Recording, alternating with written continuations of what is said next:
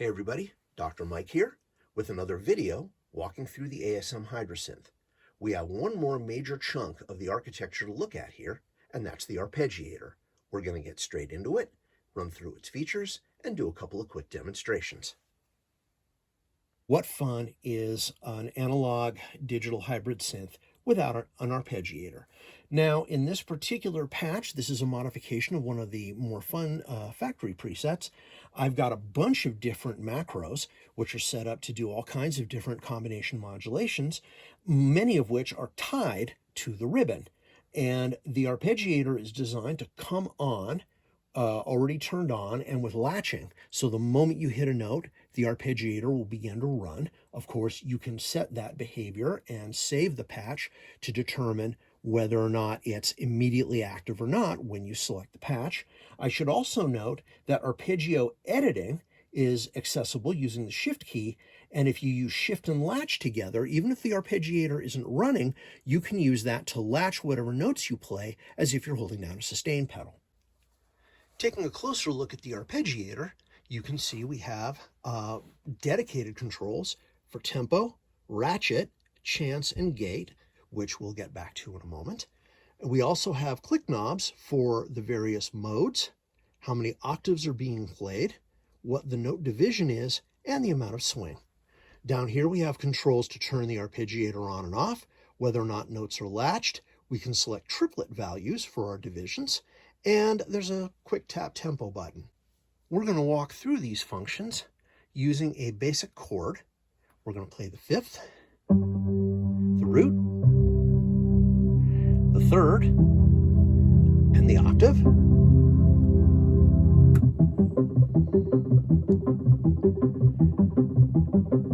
And now we hear our various orders. Up, down,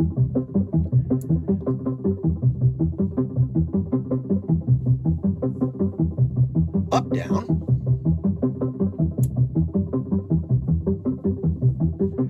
up and down. Those are the two types of alternating arpeggios that you often heard on competing companies' analog synths. Then note order,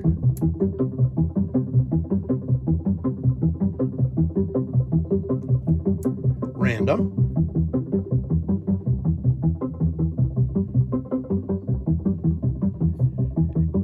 and chord.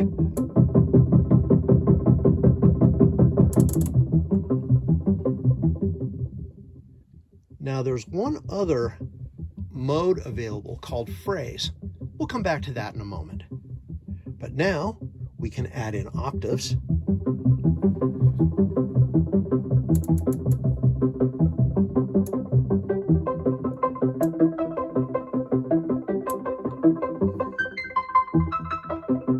up to 4. Then we have our note divisions.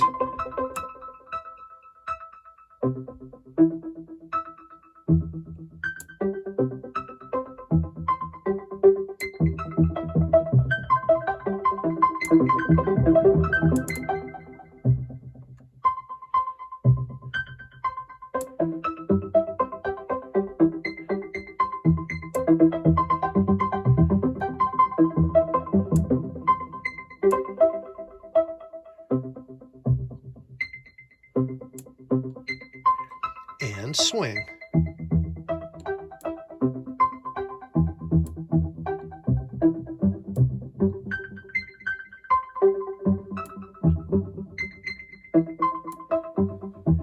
There's our standard 66%, all the way up to 75%.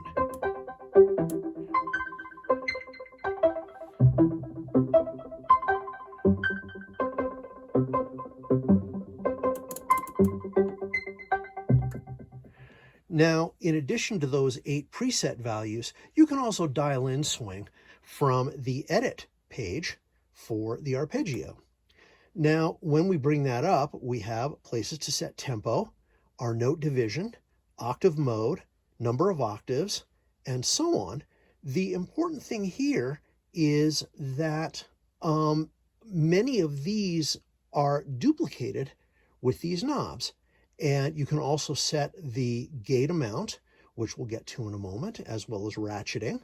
The length of steps that are used when we're in phrase mode, which we'll get back to now. And you can set the phrase here. Now, there are 64 different phrases, and these are essentially note pitch patterns, which are preset.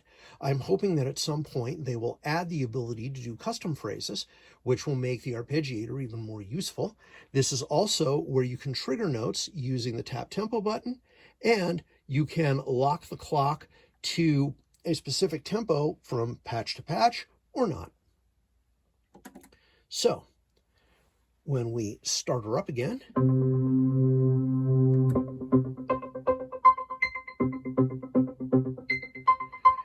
our tempo is here.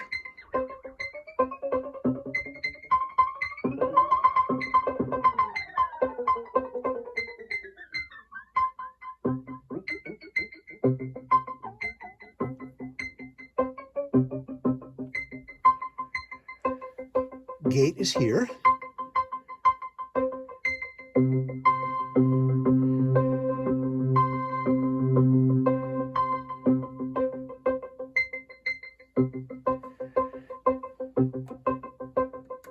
And then, of course, there's ratcheting, which was first made popular on the sequences that Tangerine Dream used. It's essentially a step in an arpeggio or a sequence repeating itself rapidly, which produces sort of an added rhythmic interest. You can control the chance for a ratchet to happen, and you can control the depth of ratcheting from single notes to double ratchets to higher numbers. So that sounds something like this.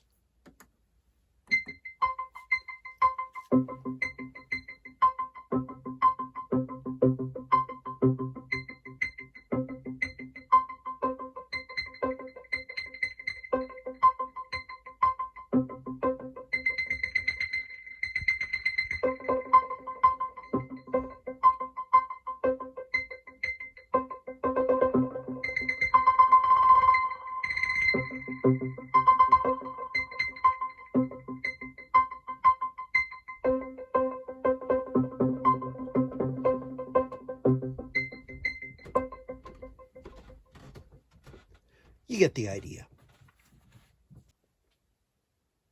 And with that discussion over, our tour of the ASM Hydrasynth comes to an end. There are other things under the hood, and I'd like to give a special shout out to the people who have been commenting on these YouTube videos, including at least one person who's pointed out something fairly important, which is if you run into a function that you might not understand or see documented anywhere, like I did at least twice, you should take a look not only at the current manual, which is available for download, but also at not only the latest release notes, but older release notes. Release notes will often mention new features, but do not carry those listings over into the next ones. So it just pays to not only read the manual, but read all of the available literature. I'd like to thank you all for hanging with me through this tour. It's been a lot of fun.